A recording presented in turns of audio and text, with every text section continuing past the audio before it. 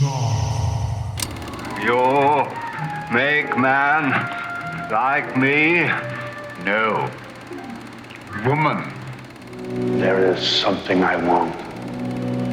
A friend. A companion. A female.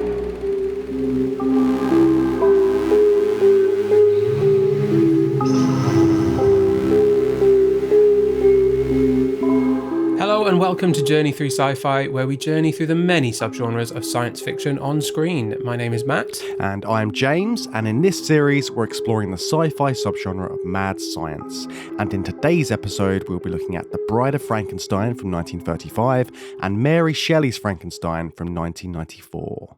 Yes, we're making a return to how we started this series on Frankenstein, the sequel to the Universal classic Frankenstein, and a kind of reinterpretation going back to the source material in the mid-90s, directed by Kenneth Branagh, Mary Shelley's Frankenstein, getting her name back in it. Well, her married name. Yes, we had to return to Frankenstein on the podcast because, well, for one thing, Bride of Frankenstein is revered as one of the best interpretations of Frankenstein. And some people even say it's better than the first film. Interesting. I wonder how you're going to feel about that, Matt, based on your expressions over this video call. Well, I mean, should we get started then with Bride of Frankenstein and find out what we both think of it? Sounds good to me. She's alive! Alive! So this was in 1935, and it's James Whale returning. It's everybody returning, really, isn't it? It's Laemmle. Is that how he says his name? It's Laemmle. Is that I think that's how you say his name? Carl Laemmle from Universal. James Whale, the cast, most of the cast back. Boris Karloff, Colin Clive, obviously being your main two, the creature and Dr. Frankenstein. Henry Frankenstein. We're definitely going to trip up over the names of the main character this episode of the podcast. But yeah, we got pretty much everyone returning again to make a sequel to the enormously successful movie Frankenstein. And even characters which died in the last one, they've got the actors back. So you've got Dwight Fry returning in a different role for this one, just because James Whale couldn't make it without him. Yeah, there's a lot of horror movie sequel stuff going on kind of at the start, isn't there? Setting up the film, getting back into the plot, resetting things a little bit, bringing back actors, because it's fun to have those actors back and just ensuring that anybody who died... I mean, the creature dies as well, really, doesn't it? Yeah. That's sort of the conclusion of the film. But that's all reset and brought back in for a sequel. But Universal wanted to make a sequel almost as soon as they finished putting out the first one. I bet they did. Yeah, they saw how popular it was. It's been referred to as the Star Wars of its day. It was like the big franchise film coming out of a cinema production group. And Bride of Frankenstein had a lot of weight on its shoulders. But James Whale was doing a lot of shirking of this film. He didn't want to do it initially. He didn't want to make a sequel to Frankenstein. So after doing stuff like The Invisible Man in 1933, The Old Dark House in 1932, he'd had a bit of a break from the Frankenstein franchise, but Universal were adamant they were going to franchise this series out, and The Bride of Frankenstein was born. It went through several different reiterations. It was going to be called like The Return of Frankenstein, from The New Adventures of Frankenstein, and eventually they settled on The Bride of Frankenstein as the title. But James Whale had a lot of creative freedom with this, so it has been speculated that he didn't think it was going to be one of the best films ever. He was not sure about doing a sequel initially, so he was like, right, I'm just going to do whatever I want with this film. I'm going to add my own sort of strange vision of what Frankenstein could be. And he added lots of extra stuff to this story. But like you say, it's a continuation of the first Frankenstein film, isn't it? So we start off pretty much where we left off on the last one. Yeah, the plot's a direct continuation. I think it's really good to have him back at the helm because it feels not just like a story continuation, but it feels stylistically very consistent. You know, it's got his visual style to it, and we talked about him as an an auteur or as a creative force behind the film. We talked about the first one. So I'm really glad that he's back and that he's brought back a lot of the creative talent, because it really does feel like an extension of the universe of the first film, which is what Universal would have ordered, isn't it? That's exactly what they want. So I think it works really well as a sequel in that sense, because I think if you were a massive fan of Frankenstein in the 30s, you would be immensely satisfied with Bride of Frankenstein when it came out. You would just be like, wow, they did it again. Like, I'm back in this world. But there's some weirder stuff in this, so you can see that he's obviously got that freedom to go a bit crazy. But I think that's great. I think it's good that he's been allowed to do that and go off on some weird tangents with it. For me, I mean, it's Pretorius, isn't it? It feels the kind of the biggest tangent, because it's not from the source material. A lot of this film is from the source material, but Pretorius is quite a bombastic figure and quite a big character in the film, and takes over a little bit, and visually as well with his homunculi. It's kind of comes out of the blue, I suppose. Yeah, the strange character of Dr. Pretorius is really interesting in this film, but they had lots of production challenges even just getting to make this sequel. So there were things like Colin Clive, who plays Dr. Frankenstein. He apparently broke his leg in a horse riding accident. So that's why there's so many scenes in this where you just see him sitting down. Oh, really? Oh, right. Okay. He does hang around in chairs a lot. I mean, he's injured at the end of the first film. Yeah, so it makes sense. So it works. Yeah. But also, he's not in it very much as well. Like, he was the titular character. He was Dr. Frankenstein in the original film. So they've kind of taken a step back from him and kind of replaced him with Dr. Pretorius in a lot of ways. They've replaced him with Pretorius as the mad scientist of the piece, but they've also replaced him with the creature, who gets a lot of solo scenes, notably the time he spends with the blind man in the middle of the movie, which was kind of missing from the original film. I don't particularly like him being replaced with Dr. Pretorius. I think Colin Clive's performance is a little bit neutered. It makes sense because, Henry has learned a lesson from the events of the first film. So it makes narrative sense for the character. It's just disappointing that Colin Clive doesn't get to do all of that Dr. Frankenstein stuff that was so amazing in the first film. And Pretorius kind of steps in and fills that role. But I don't mind the creature filling that role either. I think it's wholly appropriate to spend more time with the creature as a character and develop him/it. I think that addition of Dr. Pretorius, though, is obviously it's a direct kind of thing from James Whale. I mean, Ernest Thesiger was Whale's mentor when he was doing theatre. So he's got him in on the film. And he almost seems like a kind of like a surrogate for Whale in this film. He's this hugely flamboyant camp character who's coming in and having all these weird experiments and really injecting quite a lot of life into this film as well, because he is like creepy and calculating, and he seems more like the mad scientist archetype that you get after this. And like mad scientists are completely mad and sinister and in the shadows. And I feel like Thesiger has kind of offered that up in this role. It's interesting thinking of him as a stand-in for Whale as well, because we talk a lot about the mad science behind the scenes of mad science movies, the mad science of the filmmaking. And it's interesting to think of Whale seeing himself in the film and putting himself into the film. And I think, I mentioned the homunculi. I think it's a weird scene, the homunculi scene, and it doesn't really fit. It's so mad. But if you think about it in terms of James Whale wanting to do something exciting, fun and creative in terms of special effects, then just being like, well, there's this mad science. He's created a bunch of little homunculi people. I'm just going to do that. I'm going to make some special effects to have some people in jars. And it's just having a bit of fun because he's got all this creative control from Universal to make this mad movie. Yeah, all of the special effects seem like it's all much bigger than the first one, because when we were looking at the first one, it seemed much more... It still had that kind of stage play element to it. Not as much as some of the other films we looked at from the 30s, but it still had elements of that. But I think it's it's really broken away from that in this one and becomes much more of a cinematic piece. You've got elaborate sets. You've got these forests, which looks like kind of like telephone poles, and then you've got these really gothic science settings of these laboratories and all that kind of stuff.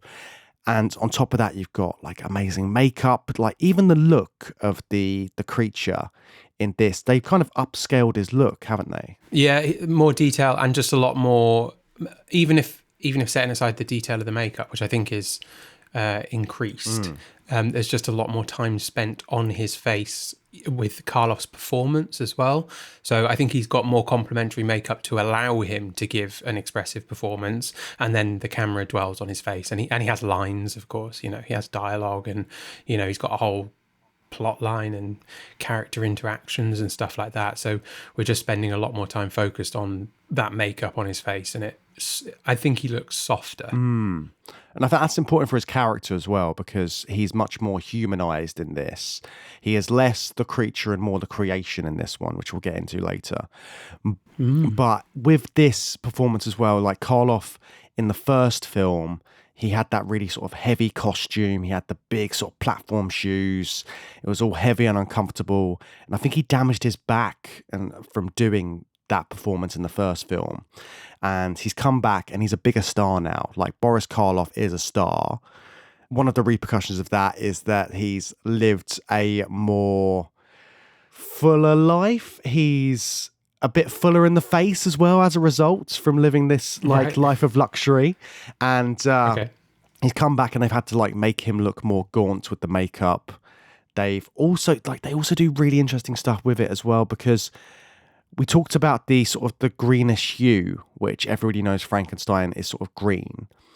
So the reason for that wasn't because like, oh, hey, we want to make him look green because he looks like a monster. I think we talked about this in the first film when we looked at that, but it was so he looks more pale and white in the black and white. So he looks more like scary, basically. So he's got green face makeup on just to draw out the gauntness that you just mentioned. Yeah, exactly. So that's coming into play. And also he's burnt. So he looks burnt because of the fire at the start. So his hair is singed like Terminator in the Terminator film. And then later on, the hair grows back if you look at the shots. So he's got like a fuller head of hair as it goes on. Right. Okay. So it's like a lot of detail. Yeah, exactly. But it's stuff that you wouldn't necessarily notice when you're watching this, because the whole film is quite dreamlike, isn't it? There's lots of weird stuff going on, like you say, the homunculi, all of these weird little places that the creature is wandering through in the forest. It's got this kind of fairy tale quality to it. Yeah, he spends a lot of time in the woods. That gives it the kind of fairy tale quality. A lot of time being chased through the woods, but he's also just kind of wandering through the woods of his own accord after he escapes the various mobs that are chasing after him. And meeting like a really strange assortment of characters. And that's how you're getting this fleshing out of the creature as well, aren't you? Because he meets all these different people along the way. He meets this woman who he saves from drowning, who just screams in his face. So he's like, well, I was just trying to save you. He tries to get some food from people, and he's trying to articulate, like, can I just have some food? They're like, no, none of that. And I think, again, the fact that you're seeing him eating makes him less of a creature again, because he's got some kind of like humanity. He's a person. Even if he's an animal, he needs stuff to survive. That makes him... He has basic needs. It's softer, isn't it? Yeah. And then there's kind of an extended eating sequence. He's looking for food kind of everywhere, but it's meeting the blind man, isn't it? And the blind man like sits him down. They have a meal together, and then through that shared experience of the basic need, that's also where the kind of learning some language comes in. He's teaching him words, hands him a big fat cigar. He's loving that, having a big puff on the cigar, which seems to cure him of his fear of fire, I think, because he's scared, isn't he? The old man gets out a match to light it, and he's scared of that. But then once he's had a little puff on this cigar, I think he's maybe got over his fear of fire. Yeah. Although it does come up at the end of the film again, doesn't it? Yeah, so give the creature a glass of wine, some bread, and a cigar, and he's much more mellow. What more could any of us ask for, Exactly, James? that's a great night in. But I think Boris Karloff didn't want the creature to talk. He was really against that when they were making it.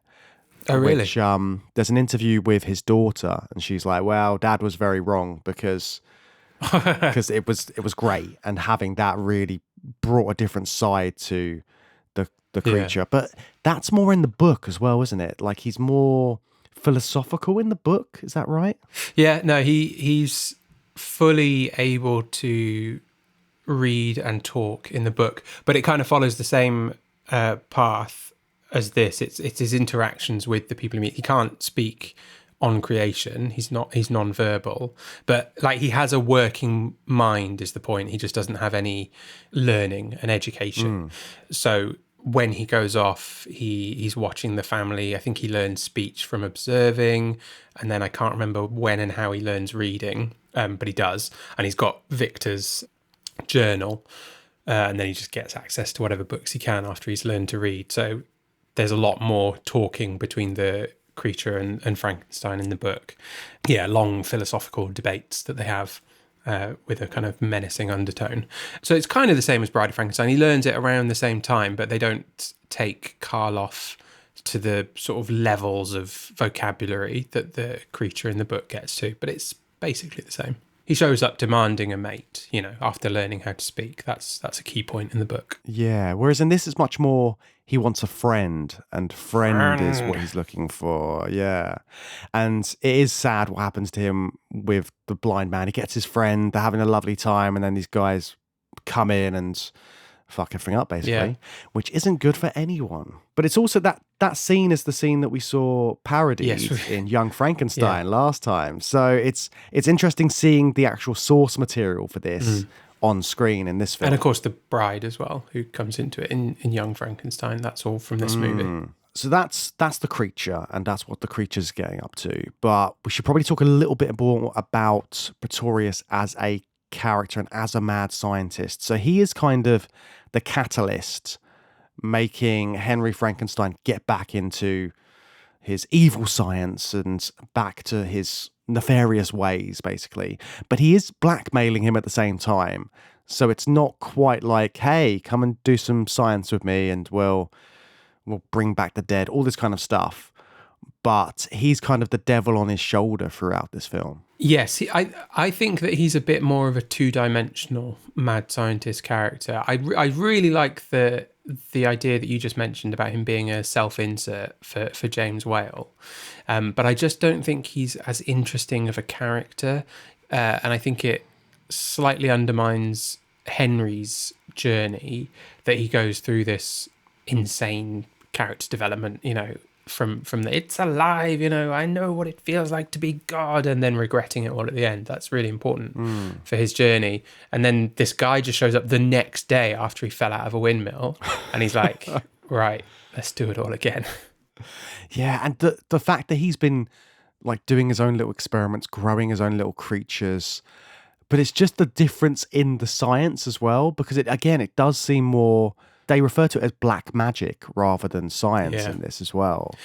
So they're kind of like lab-grown humans, aren't they? It's like lab-grown meat, but with intelligence, I suppose. That it doesn't get much more explanation than that, does it? He grew them like a culture, and then was able to grow them, but that's as big as he can make them. Yeah, which I love that kind of just excusing of the premise. It's like, okay, well, it's fine. He can't make them any bigger, which is why he needs Frankenstein, because Frankenstein has been making creatures out of dead bodies. So obviously you'd see this guy to try and make a new, he wants to make like a new human race, but it's not a human race. It's like the next stage of evolution. Yeah, he thinks that's a good idea. They're gonna, of course, he's a mad scientist. Yeah. What I did quite like about their kind of, he's like a devil on his shoulder, but he's also, there's real like homosexual undertones to all of this. I wouldn't even say they're undertones, it's very overt. It's this, oh, can I tempt you to come and do this experiment with me, Henry? It's very like quite overt, I thought, and I like that element of it. And the way Henry's just sort of like sitting there. I know, I mean, you mentioned he broke his leg, but there's something quite nice about his physicality when he's just sort of like sitting there. He's withdrawing a little bit, but he's not really doing anything to get out of the conversation. He's just like, no, I don't want to. Oh, okay. Like he's very easily tempted into this, I think, by Pretorius. And then it goes down the blackmail route, which undoes that a little bit. But I like the temptation of Henry to come and do this, come and experiment with Septimus Pretorius. It's Pretorius's blasé nature about stuff as well, because he's clearly liking doing all of this dark science. And there's a moment when he's down in the crypt and he's just sat there with the bones. And he's like having a glass of wine, and then the creature rocks up, and he doesn't even care. He's just like, "Oh, hello." I think does the creature go friend? And he goes, "I hope so." But it's all just like there are genuine jokes in this as well. Yeah. There's like a sense of comedy to this. You've got this maid character who keeps cropping up as well, played by Una O'Connor. I think she's called Minnie. And she's like this hysterical servant who just comes in every once in a while, does some sort of crazy scream or like some weird lines, and adds, injecting humour to it. She sees the creature as well. She knows the creature survived the fire. She tries to warn exactly one person, I think, who doesn't take her seriously. And then she has a whole like aside to the camera where she's like, "Oh, well, if they won't believe me, that's so I won't be bothering," it is. Yeah. It's a less serious film than the first one, and I don't particularly like that. There's a lot about this film that I do like, but I think I could never consider it to be better than the original, because stuff like that, not taking itself quite as seriously as the first one, and the homunculi is a fun diversion and a creative little experiment for James Whale, but I don't think it has the gravitas of the previous film. Because of things like that, really. That's interesting, because I really like the way they've kind of built out the humanity of the creature. I do like that. And I think those elements really bring it to life, and just this is exactly what James Cameron does with Terminator and Terminator 2. He's humanized the monster. He's humanized the villain. Yeah. And I know there were elements of that in the first one, but they weren't really sort of translating on screen in the same way that they do here. I know it's a lot more obvious that you're siding with the creature in this, and that's what you're meant to do.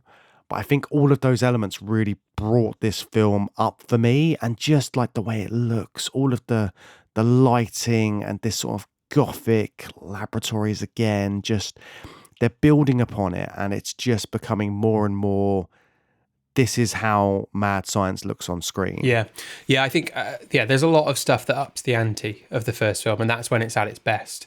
But I think when it's at its worst is when it's not taking stuff as seriously as I would like it to, I guess. That's my complaint. But yeah, like when it's good, it's really good. The lab scene at the end, the creation of the bride, is amazing, and I think it's even better than the lab scene in the first film. I assume it's the same set. There's a lot of set reuse that we've talked about before in Universal, and it even comes up in Young Frankenstein as well, doesn't it? They reuse the same set, but a lot of what makes it amazing is the production design and the set design. It's a great lab. But in terms of the cinematography, the way it is shot, the editing, the lighting, everything is amazing and better and goes further than Whale's earlier film. There's more stuff as well. There's more like scaffoldy bits going up into the sky to conduct the lightning. And then it's all edited really much more abruptly and almost going into montage, where we're cutting into like extreme close-ups of Pretorius and Frankenstein's face with really dramatic lighting from underneath, so they're ridiculously shadowed faces. So stuff like that just takes it way further than the first film and looks amazing. It's just, I don't know, it's just such a mixed bag of like amazing and silly. Like I understand why it's got such a legacy. I think part of it will be being such a mixed bag. It's, it's mad. But yeah, when it's good, it's really incredible. That mixed bag as well, you see that in Elsa Lanchester's role. Yes. Because she plays... So haven't talked about the prologue either. So there's like this little prologue at the start before you even get into the film. And it's Mary Shelley, Lord Byron, and Mary Shelley's husband just there having a chat about how weird this story is that Shelley's come up with. Yeah, what a weird story you thought of, Mary. Yeah, that I was not expecting that. I saw the cast list immediately before that because they put the cast at the front in these old movies. I was really not expecting to see characters like Mary Shelley in the movie. That was weird just because this is a sequel to a film that did not do that. So in the fiction of the movie, it doesn't matter, does it? But in the fiction of the movie, this is a story being told by Mary Shelley. And presumably the first one was too. They just didn't do that in the first one. But Wales obviously doing that so that he can cast Lanchester as the bride as well, right? That's the sort of interest here, is this dual role. What do you think he was trying to do with that dual casting? Well, it's interesting because also that whole sequence feels like it's a previously on Frankenstein moment. Yeah, there's a bit of that as well. And they do all of that kind of stuff, like with the montaging.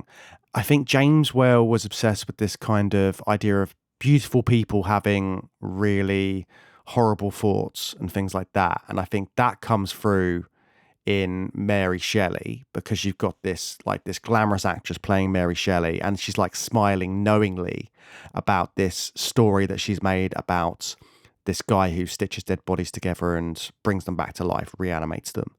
So I think it's kind of got this kind of juxtaposition of the beautiful and the terrible. So I think that's partly in there. And also just even when you see the bride is again that juxtaposition because they want to create a woman. They want to create the opposite gender. There is all of this kind of lofty expectation as to what they are going to create when they're doing this.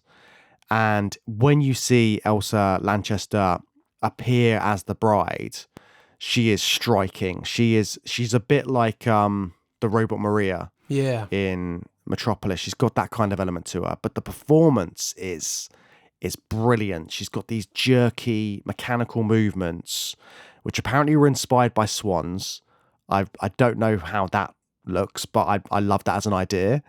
And she's there with this kind of unnatural presence. Like everything about her seems contrast to the creature as well, because you would expect her to look more like the creature, but she's only got like one small connecting scar under her neck, and then she's got this crazy hair. So it's just a very different vision of what this creation is, and I think that's probably the mixing of Pretorius and Frankenstein's visions of how to create something. So she looks a bit more homunculi, maybe. Yeah, from a sci-fi perspective, I guess she's a better creation than Frankenstein's original attempt. But yeah, I like the swan comparison. It wasn't what immediately popped into my mind when watching a performance. I liked the twitchiness of it because she is a better creation. She looks beautiful. She doesn't look monstrous like the original creation is supposed to. But then those jerky head movements just immediately make you kind of think, all right, there's the humanity is wrong here. Like there's something internally missing. So the experiment's gone wrong again. Like that it's another failed experiment, I suppose, for Frankenstein and now Pretorius as well.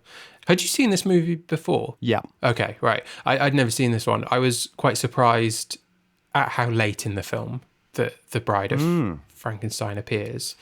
Yeah, because she's really only in 5 minutes at the end of the movie. Yeah, barely that. I was as they were lifting up the table. Great, like I said, incredible creation scene. I loved it, and actually, it's good that it's kind of the climactic scene of the movie instead of it in the middle. It works really well for that.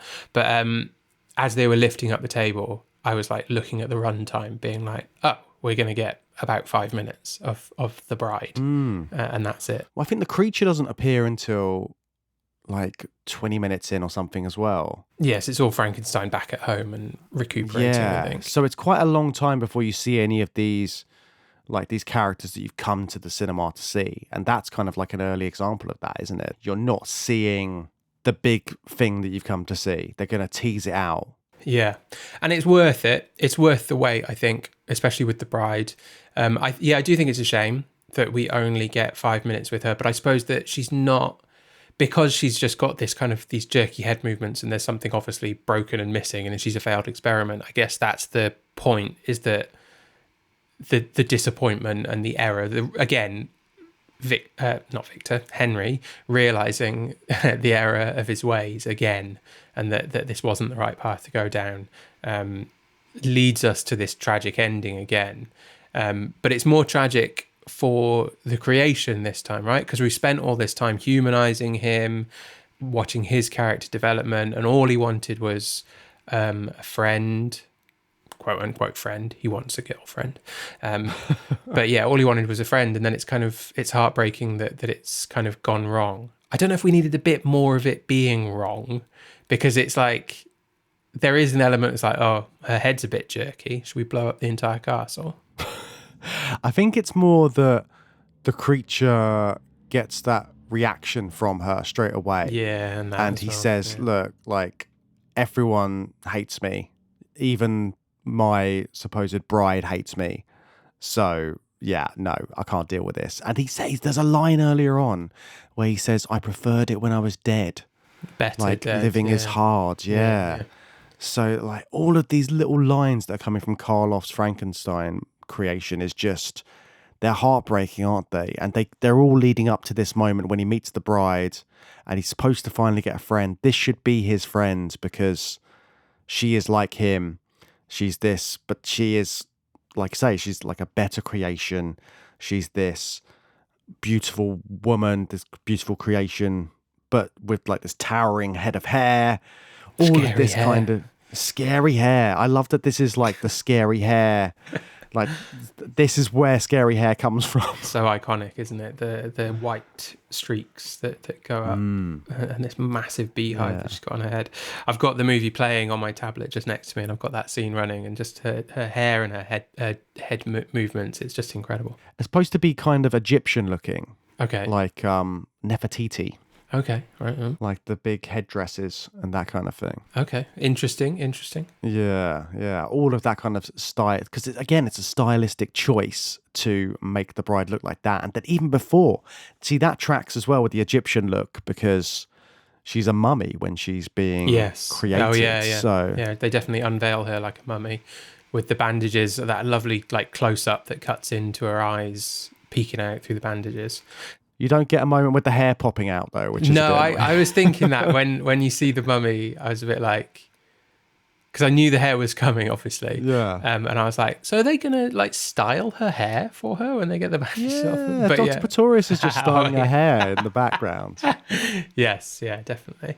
It's like, you need to look like this. But this ending sequence is incredible, isn't it? I think it's a much better ending than the earlier film, because the earlier film's just like a long chase, isn't it? And then they wind up at the windmill. I do like the kind of showdown between Frankenstein and the creature in the windmill, but this, just the drama and the scale, a new creature being created, and then the failed experiment, and then just ending in an explosion is better than ending in a fire, a windmill burning down versus Frankenstein's laboratory blowing up. I don't know why it blows up. Do you think it's James Whale's Beneath the Planet of the Apes moment? Because in that film, they blow up the entire planet, so they can't do a sequel. So I feel like it's James Whale doing a similar thing here. Yes, there's a bit of that, isn't there? But I mean, the next film's called Son of Frankenstein, isn't it? So easy to get around these things. You may want to end the franchise there, but not so fast. He survived a fire. I mean, we were pretty sure he was dead, led to believe he's dead, but he's made of dead body parts, so he's going to be. There's always ways. Yeah. Always ways you can bring him back. But yeah, it's just such a note to end on, to go out on this film. Yeah. I do think that Henry Frankenstein, the Universal Studios version of Dr. Frankenstein, gets off very lightly in both films so far. I'm sure we talked about it when we talked about the earlier movie.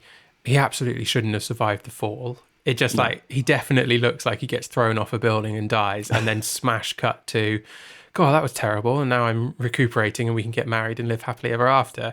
And then this film as well, he's learned his lesson, but he's dragged back in. He's tempted, but he's seduced back in by Dr. Pretorius. And the creature's just like, get out of here, you scamp. I'll take the hit. I'll take it from here. I'll take the blame and the repercussions of your bullshit, and you can go off with Elizabeth and be happy. But Elizabeth isn't happy either, really. Like, they make more of a, because that ending you're referring to in the first film, they make it like a dreamlike happy ending. In this, when he goes back to the castle, she's like having a bit of a breakdown. She's like, something bad's going to happen to you. There's something in the corner. There's this sense of dread already. I kind of half expected Dr. Pretorius to just be like in the corner, just like scampering about. But that kind of foreboding to it, they've kind of they've had to get rid of that kind of fairy tale ending that they gave the last one and make it a little bit darker. But yeah, that's the thing with these films. There's always a way to bring back the characters, bring back the creature. You'll find some way to explain it all away. Like maybe there's another underground tunnel where the creature is. I don't know. Of course the lab's got underground tunnels. Look, there's a castle on a big hill on a cliff. Of course there's a crypt and tunnels leading everywhere. All of that. They've got to have it. Of course there is. Yeah. But this film was hugely influential, wasn't it? It's the Bride of Frankenstein is a character in herself. Right? You've seen that again and again. Can you think of any examples from other sci-fi films where we've seen this kind of character pop up? I automatically think of Small Soldiers. Small Soldiers? In Small Soldiers, there's a bit where they create a bride out of the Barbies. Yeah. Oh, God, yeah. Yeah, it's horrible. So it's like moment like that. There's obviously there's Bride of Chucky, where you've got like a bride for Chucky there. There's, Poor Things is kind of the new version of the Bride of Frankenstein, but they've twisted it. It's kind of a mixture of creation and, bride, I think, all rolled into one in Bella. Yeah, but I feel like it's so iconic, that look of Elsa Lanchester in this film, that it has just echoed through the years that is the Bride of Frankenstein. And even in stuff like The Munsters and that kind of thing, that look is the kind of archetype of these horror characters that you see. You get like a Bride of Frankenstein amongst the Frankenstein, and they're both as iconic as each other. Yeah, she's up there, which is impressive for 5 minutes of screen time as well. Isn't it? Yeah. But you do see iterations of the Bride in other Frankenstein films later down the line, don't you? So now feels like a good time to start talking about the 90s version of Frankenstein. Yes, let's move on to Kenneth Branagh's Mary Shelley's Frankenstein. So many people.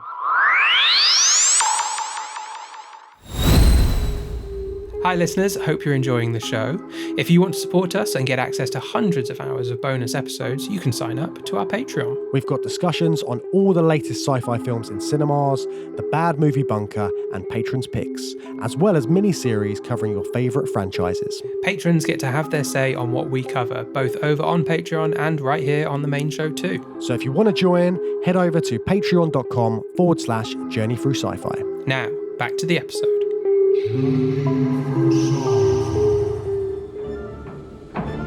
It's alive.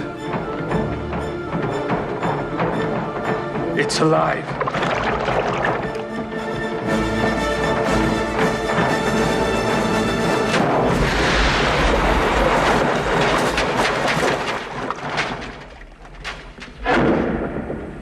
Kenneth Branagh, what a guy. He's buffing this. Yeah, man, what a hunk. He's really sexy. I've seen this film before, but it was a long time ago. I watched it in school, actually, when we were reading Frankenstein in school. Oh, wow. Because it is a very faithful adaptation. So I guess to get teenagers to engage with it, they just put on this film. But I didn't remember Kenneth Branagh being such a hunk and having his top off throughout so much of the film. And it's certainly not how I think of Kenneth Branagh these days. He's not that kind of an actor, just because he's a bit older, I suppose. But yeah, hey, good for you, Mr. Branagh. You directed the movie and you got your pecs out in it for most of the film. You're just going round in like I feel like they're silk dressing gowns and things. Yeah, really loose robes. Yeah, it's really over the top. The whole film is so over the top. Yeah. But I think, I reread the book last time when we started this series, and I think this film really does capture the kind of spirit of the book a bit. It is the book's over the top. It's not so much about people running around in silk robes. I mean, I think Mary Shelley's much more interested in just like describing the weather that's happening in each scene. That's like how she uses her prose. But there's something about Branagh's approach that has a similar Gothic over the topness. I think he's really understood that part of it and captures it really appropriately in this film. Yeah, the entire film feels really melodramatic. Extremely, like, yeah. Everything's over the top. But I think that's partly to do with the fact that Kenneth Branagh's got this, again, background in theatre like James Whale had.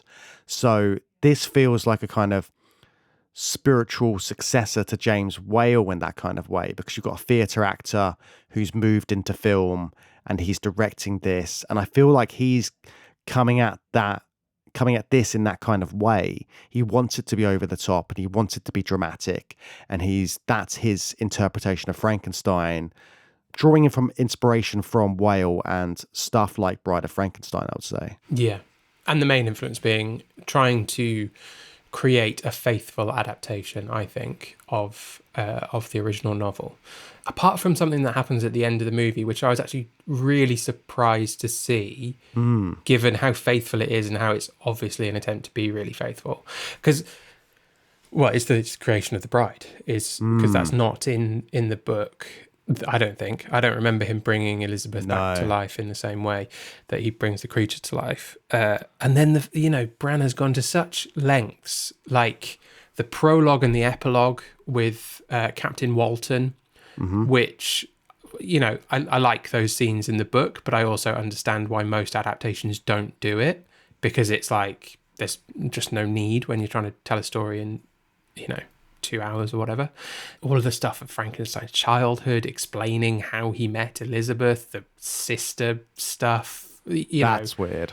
We can get rid of that. You can chop that out pretty easily. Is that in the book? Yeah, that's how he knows Elizabeth. She's his sister wife. Yeah, they're not related, but as it's depicted in the film, her family, she's an orphan and she gets taken in by Baron Frankenstein. They're raised like siblings, and then when they reach adulthood, they fall in love and want to get married. I don't know, maybe in the sort of late 1700s when the book was written, that's not such a weird thing. I think making a movie in 1994, maybe just cut that part of the plot out, because it doesn't add anything. It doesn't matter. He loves Elizabeth. That's, I think, plenty. But yeah, they're sort of almost like siblings. Yeah, I think it is the fact that he's titled it Mary Shelley's Frankenstein. Yeah, very faithful. So, but then why do the bride bit? Would be my question. I think the bride aspect of this is because he's really trying to humanize the mad scientist more and provide reasons as to why he went down that particular path, like why he decided to take science to that blasphemous level of creating life from like death. Yeah, it's definitely, it's the pits for him, isn't it? It's the worst thing he's done, because it's after realizing that he's done a bad thing, in playing God, and then to do it again is, it doesn't get worse than that, I think. No. But this film, like, it's such a crazy film looking back at it now. Like, again, it's got that kind of dreamlike quality to it in the way that it's shot. You've got these sweeping hills and landscapes.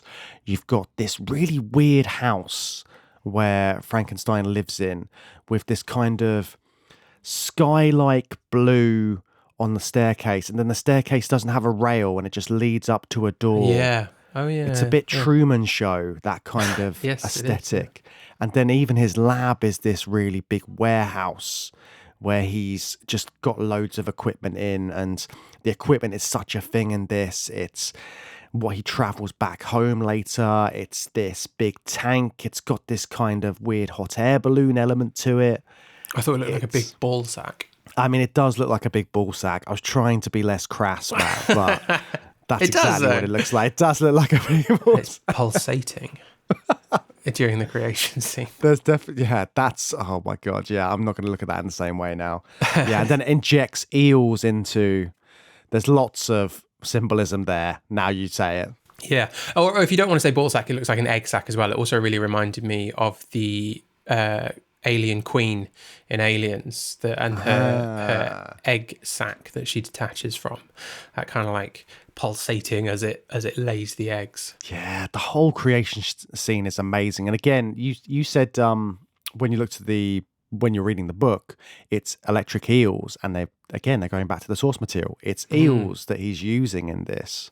And is it amniotic fluid that he's harvesting from birthing mothers, I think? Yeah, because that's why he keeps going over to see all these women who are giving birth. And is that what the tank is full of, I assume?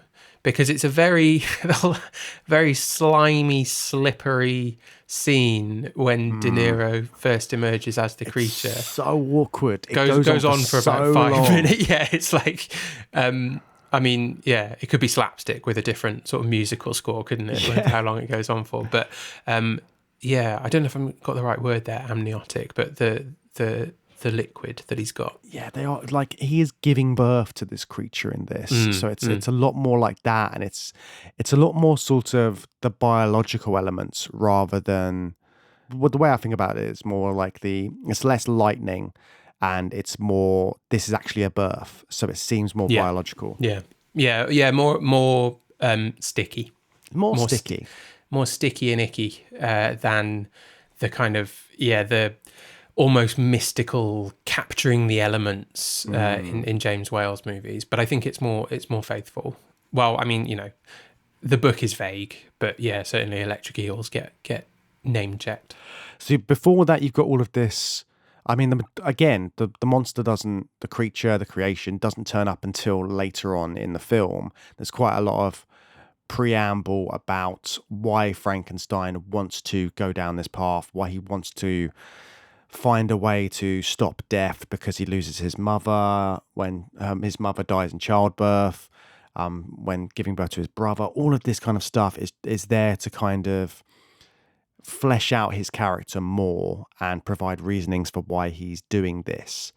And then you've got the birthing scene with the creature. And this is the interesting thing as well. Like, Branagh didn't want people to refer to Robert De Niro's character as the creature. He was very adamant that he would be the creation because he wants this to be a humanizing of the character to align with the theme and all of this other stuff that he's throwing in there. So he's not the monster on set. He is always the creation. And he's a lot less monstrous. He's recognizably Robert De Niro, although obviously Karloff is recognizably Karloff. But I think Karloff wasn't Karloff, right? Before Frankenstein, whereas De Niro is very much De Niro. This is fairly late career De Niro, celebrated actor Robert De Niro. So I think there's a different introduction of the character just in the casting, and he looks more like him. He looks like an injured Robert De Niro, doesn't he? Rather than Robert De Niro playing a monster, he looks injured. But people were against the casting of Robert De Niro. Well, specifically the original screenwriter Steph Lady. Oh, really? She sold the script to Francis Ford Coppola, who was the producer on this film. Kenneth Branagh and Francis Ford Coppola fell out quite a bit over this because Branagh had one sort of idea and vision for the film, and then Coppola wanted to do something different. And Francis Ford Coppola had done Dracula before, hadn't he? Yeah, this is a couple of years after Dracula. I had to look that up because I saw Coppola's name. I didn't know he was attached until the end credits rolled and I saw him listed as a producer. But this film, before that, this film really reminded me of Bram Stoker's Dracula, which now I'm realising they've also done the same thing with the name of the author. But I need to watch that film again. It's been ages, but just the whole, it's a massive production, very melodramatic.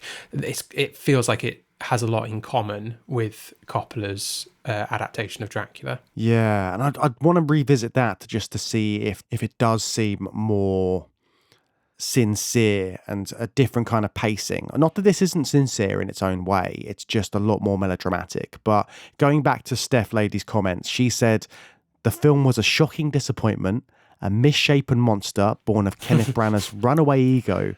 He took a poignant, thought-provoking tragedy and turned it into a heavy metal monster movie. Metal monster movie? I love that, though. Put that on the post. Yeah. And then she also says the casting of Robert De Niro as the monster was beyond inexplicable. And I think that's wrong. I think too, yeah. I think this isn't the most warmly remembered or like critically regarded movie.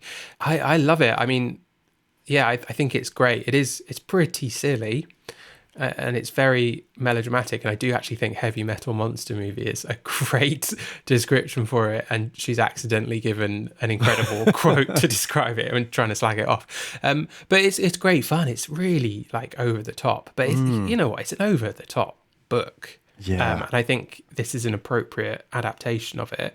And also, I don't think she's wrong about Kenneth Branagh's ego. I mean, I think there is a ton of Kenneth Branagh ego in this. I think he is... he's almost like a sort of stereotypical actorly actor, if that makes sense, right? Yes, it does. He's a very theatrical actor, but he's good at it. And I think he does have a lot of ego, but he's good at his job. And, actors do have a lot of ego. That's the nature of being an actor.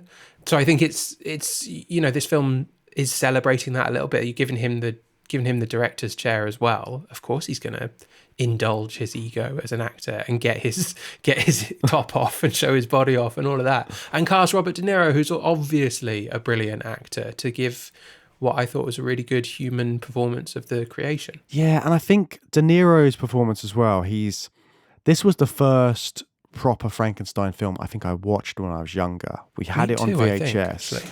Yeah, so it's like all of the crazy color palettes, but also just De Niro's performance, and it all seems very visceral and lifelike. This makeup that he's got, like you say, he looks like an injured Robert De Niro. He's got all of these scars, and as the film goes on, just like in Bride of Frankenstein, you see some of his scars heal up a bit.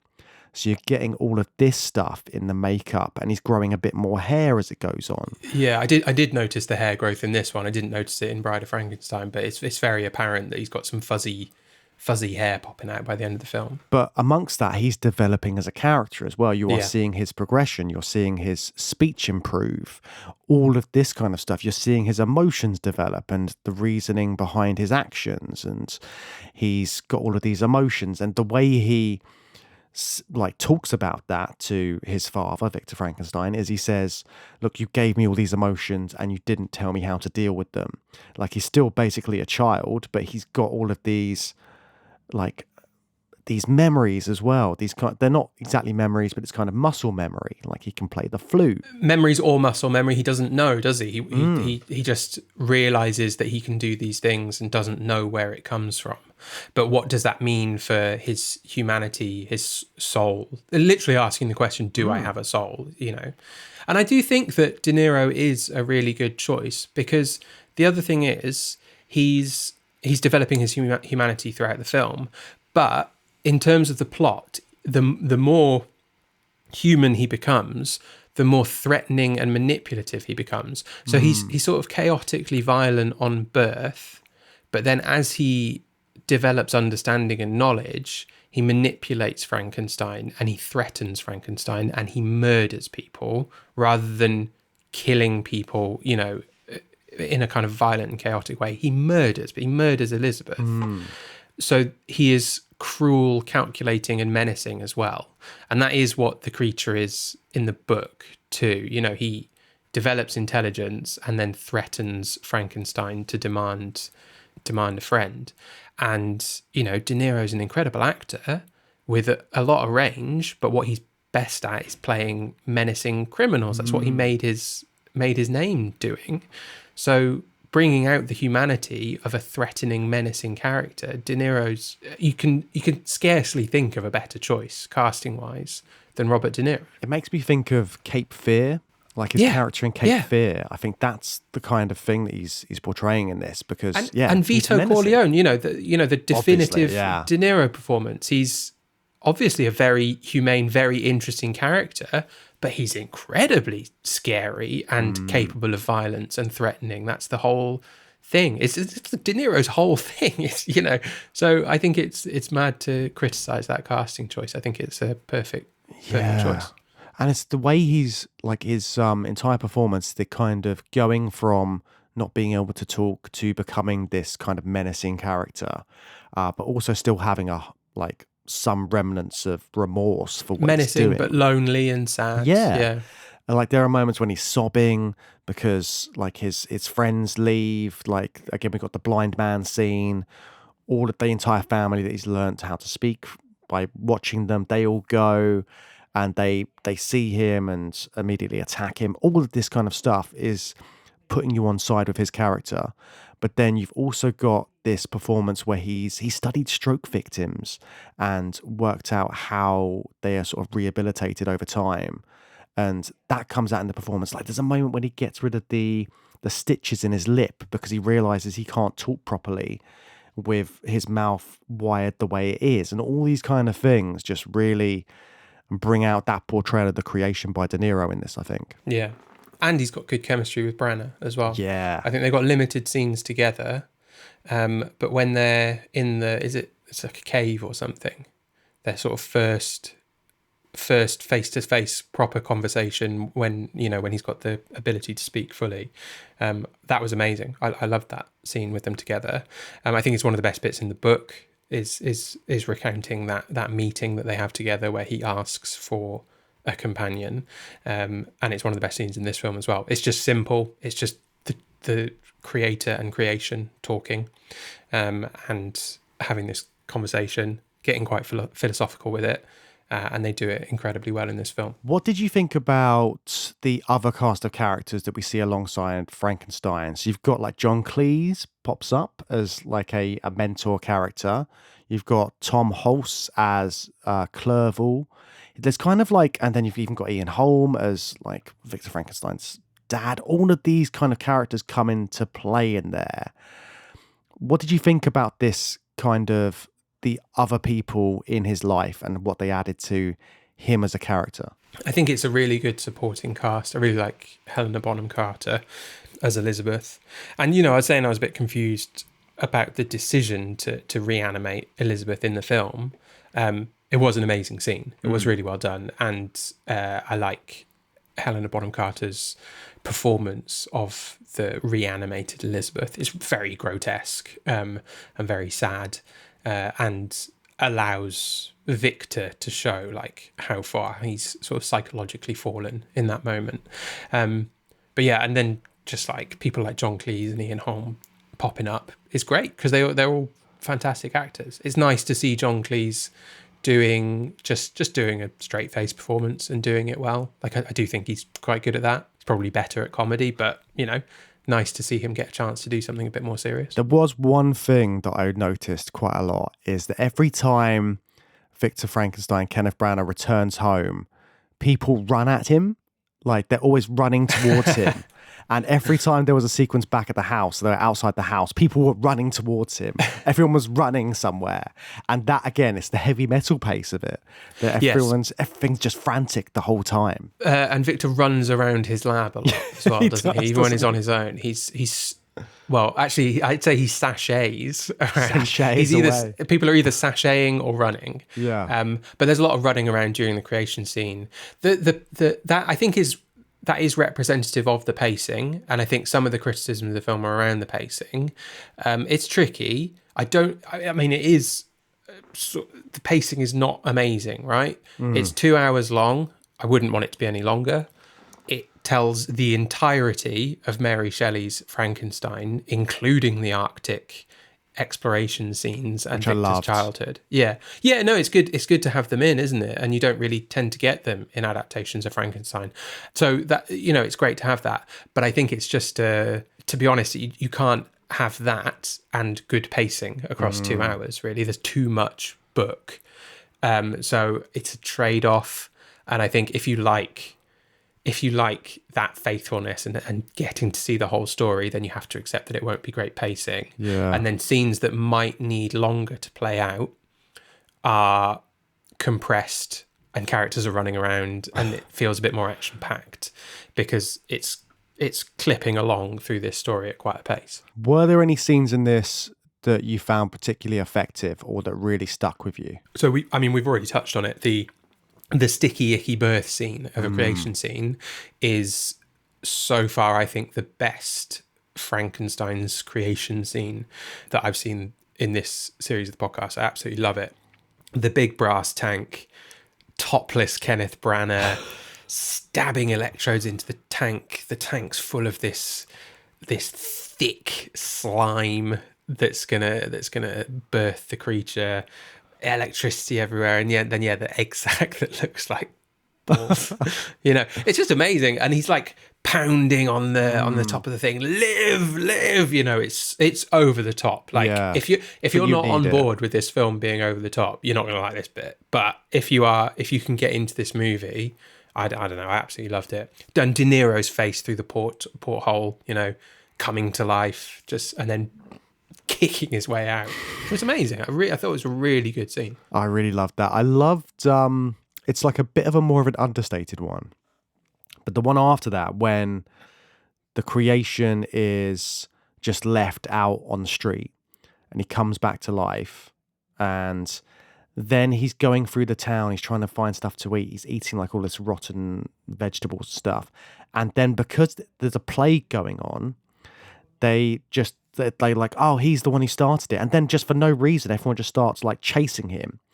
And I was like, oh, that makes so much sense because of the plague setting, but also he's this is why he hates people around him, because he's just in the middle of town, walking around, minding his business, and then everyone's suddenly chasing him. And that's the kind of old school Frankenstein, everyone with their pitchforks running after you, trying to burn you. Like that kind of stuff came in there, and also just the fact he like lifts up a massive cart with his huge strength and just chucks it, throws a man into the crowd as well. Like Bride of Frankenstein, we didn't talk about the moment when the creature has that meltdown, just starts kicking around all these like big stone crosses and things, and so it's before that, he goes into the crypt, isn't it? It's that kind of element, isn't it? Yeah, I like that scene as well, that scene on the streets, because the thing that was going through my head was, well, he doesn't look that monstrous. He just looks like an injured Robert De Niro. And at this point in the film, it's like, well, he could live a sort of okay life. He's on the streets. It's not ideal in Ingolstadt, but, he blends in with the crowd. Like he could get by. But he's immediately, coming to blows with the townsfolk and in opposition with them, and obviously it doesn't work out. But there was that moment there where it's like, well, he could be all right. He could just live in Ingolstadt. Yeah, Ingolstadt, and the fact they kept just talking about Geneva as well. I was like, is Geneva the setting for the book? Geneva and Ingolstadt. Yeah, so he's from Geneva. He goes away to study, and then he goes back to Geneva. There's lots of stuff about like Geneva being the butt of a joke that I just didn't get. When Frankenstein first goes out there and his professor's like, oh, another person from Geneva, like a ripple of laughter. It's like, what's the gag about Geneva? Yeah, I think we need to look at some Genevan history to try and figure that one out, maybe. But maybe that's for another podcast.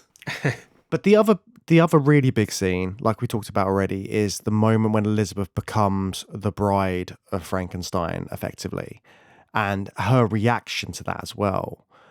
What did you think about that moment and the way that Branagh chose to show that on screen in this film? Like I said, I was more than anything surprised, but I was definitely along for the ride. I think he'd won me over. Like, this is... I like the heavy metal monster movie. So when we go into another creation scene and it's even more desperate and deranged, because that Victor knows that this is a bad idea, but he's doing it anyway. So it's the sort of the tragedy of it is great. You know, it's really, I mean, it's so melodramatic, like not just the creation, but, you know, there's like thunder and lightning and rain outside. Mary Shelley would have loved it. Henry is like collapsed on the stairs, those dramatic sky blue stairs that you're talking about, just going like, no, you know, he's like crying. He's not even there, but you know, he knows what's going on. And it's really rapid. And then there's that moment where it just like breaks the pace where she's sitting slumped, you know, after he's done everything, and her head's all like, it's not even like shaved, it's like chopped, you know, all different lengths and clumps of hair, and you can see open wounds really on Carter's head, and a massive scar. You know, it's so much more grisly than James Whale's depiction, which was very stylized. Helena Bonham Carter looks like a corpse that has been chopped up and stitched back together. And it's heartbreaking. And I loved it. I thought it was grisly and horrible and melodramatic and great. She's very Tim Burton-esque. I know she's been in a bunch of Tim Burton films, but that feels like Tim Burton doing like The Corpse Bride, doing the Beetlejuice stuff. It just all fits with that kind of look, doesn't it? So I think that's all very deliberate there. But also just the fact that she's made from parts of the other woman who is in love with Victor as well. Is it Justine or something like that? Yeah, who the creation, Branagh, has framed for the murder of Willie, the little brother. Does he frame her? I think it's implied. Yeah, I think he did. Oh yeah, because he does confess to killing Willie, and then she's holding the pendant, which I don't think is an ironclad proof of her guilt, but the crowds in Geneva are happy to go along with it pretty quickly. And that's the body, isn't it? He chops off Elizabeth's head, sticks it on Justine's head, and maybe swaps the hands over as well, I think, because you can see a line around her hand. Yeah. I don't know. It's her reaction as well when she's been created. She's like, she's kind of got the memories of Elizabeth, but she hasn't got all of them, and she recognizes Victor just at the end. But then it's like she figures out what's happened, doesn't she? And she goes down the Bride of Frankenstein route, but she's doing what the creation did in that one, and just being like, well, I can't live like this. I'm going to set myself alight, which is dramatic. Very dramatic. And then just running through the house and setting the entire building on fire, you know, the metaphorical destruction of Frankenstein's life and home and all that, you know, just storming through the castle. This happens like in the space of like a couple of days. So Victor Frankenstein's getting married, his brother is killed, his dad is killed, then his wife is killed, and then he brings her back to life. He's had like a mad week. It's a bad week at Castle Frankenstein. Yeah, not the best of times for him. Yeah. But then you end with this scene out in the Arctic, don't you? Where he's meeting, what's the name of the explorer? Walton, I think. Walton. So you've got him. I just kept thinking of The Thing every time I was looking at those scenes. I was like, it looks just like that. It's Kurt Russell out there. Yeah, he looks a bit like Kurt Russell. Yeah. Is it Aidan Quinn? Yes, Aidan Quinn. Aidan Quinn doing that portrayal in this. And they're out there. They come to the end of the story. The sailors don't believe him. And then they're sort of reunited. But Victor Frankenstein dies. And the monster's very upset. The creation is very upset. James.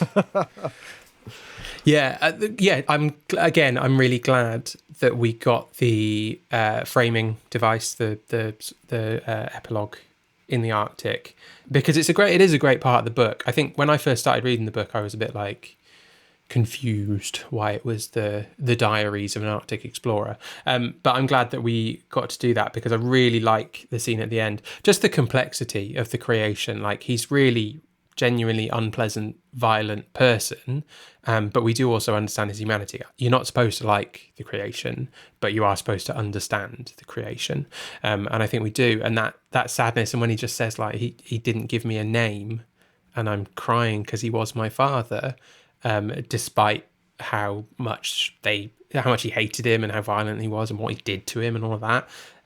He still feels like he's lost his father, and then setting the pyre alight. I actually can't remember how the book ends. I think he just wanders off into the Arctic, but I like the idea of lighting the pyre and standing there with it. So they're kind of going off together. That neither of them should exist for different reasons, and maybe the world is better off without either of them. Yeah, it's very dramatic. I mean, the whole film is dramatic.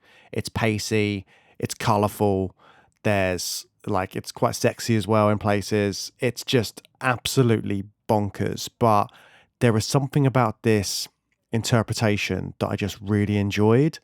I think it's like you have to kind of like take a few breaths during it, because it is just going at a pace. But I think they do, like, Branagh's created something that I only think he could have done. And again, I do think it does have that, it's like a homage to all the stuff James Whale did previously. I think it's a homage. It's a faithful adaptation of Mary Shelley's book, and then layered over the top of those two things is Kenneth Branagh's ego. And if you don't like Kenneth Branagh, then you won't like it. But if you can get along with a heavy metal monster movie directed by Kenneth Branagh, fucking good news. Because this exists. And also, James, what I would say, ending with the Arctic and the pyre, you know what that paves the way for, don't you? What? 2014's I, Frankenstein, which starts with the journey to the Arctic and Frankenstein dying. Yes. And listeners, if you want to hear us talking about I, Frankenstein, head on over to Patreon, where we did a whole episode on it. Yes, the direct sequel to this. The direct sequel, yeah, really. I mean, it literally just picks up where Frankenstein leaves off. And then he gets into a war with gargoyles. I think. Exactly that. But since this film, there have been numerous adaptations of Frankenstein. There were already numerous adaptations of this film and this story previously, but I think this one definitely adds to the collection in a very interesting way. And yeah, there are many and more on the way. I think we've mentioned it before this series, but Del Toro is making one that's coming out later this year at the time of recording. And speaking of Bride of Frankenstein stuff, Dr. Pretorius is going to be in Del Toro's. Christoph Waltz has been cast as Dr. Pretorius. Ooh. So I don't think, at the time of recording, I don't think that much has been revealed apart from some casting, but I think that tells us an indication of the direction it's taking. I don't think it's going to be a adaptation of the book so much as maybe picking up after the events of the book. I'm not sure. We'll see. But yeah, Pretorius returning, the original character of Pretorius returning in Del Toro's movie. I'd love to see Del Toro do some like homunculi, like some of that stuff in there. I'm sure he's got ideas about how to make it dreamlike and weird. Yeah. Oh yeah, definitely. Yeah. Well, looking forward to it. I'm sure we'll cover that maybe on Patreon or do it on the main feed if this series is still going when that comes out later this year. 100%. We'll definitely cover that when it's out in some form or other. But thank you so much for joining us for today's episode of Journey Through Sci-Fi. Remember, if you want to hear more episodes, make sure you're subscribed so you can get those in your feed as soon as they're out. You can also come and find us on social media. Just search for Journey Through Sci-Fi and I'm sure we will pop up there. Or you can check out our website, journeythroughsci-fi.com, for more information about us. And if you want a free and easy way to support the podcast, you can leave us a review or a comment on your podcast app of choice. It's a quick and easy way to help new listeners discover the show. And if you want to get more content from us, come on over to patreon.com/journeythroughsci-fi for all our bonus content. One of the strands we do is called the Bad Movie Bunker, where we look at the best of the worst and the worst of the worst of sci-fi cinema. And if you like today's episode, maybe check out our Bad Movie Bunker episode on I, Frankenstein I just mentioned and see what we thought of that. I won't. Yeah, there's plenty of heavy metal monster movies over on that part of Patreon. Yeah, actually, yeah. So next episode on the podcast, we will be looking at Internal Shrinking, and we're going to be looking at Fantastic Voyage from 1966 and Inner Space from 1987. More shrinking, Matt. Yeah. One of my favourite shrinking movies here, Inner Space. Really looking forward to seeing that again. Haven't seen that in a long time. Well, we'll spend a little bit of time talking about that on the podcast next episode. Very good. We will see you then, listeners. That's all for today. Bye.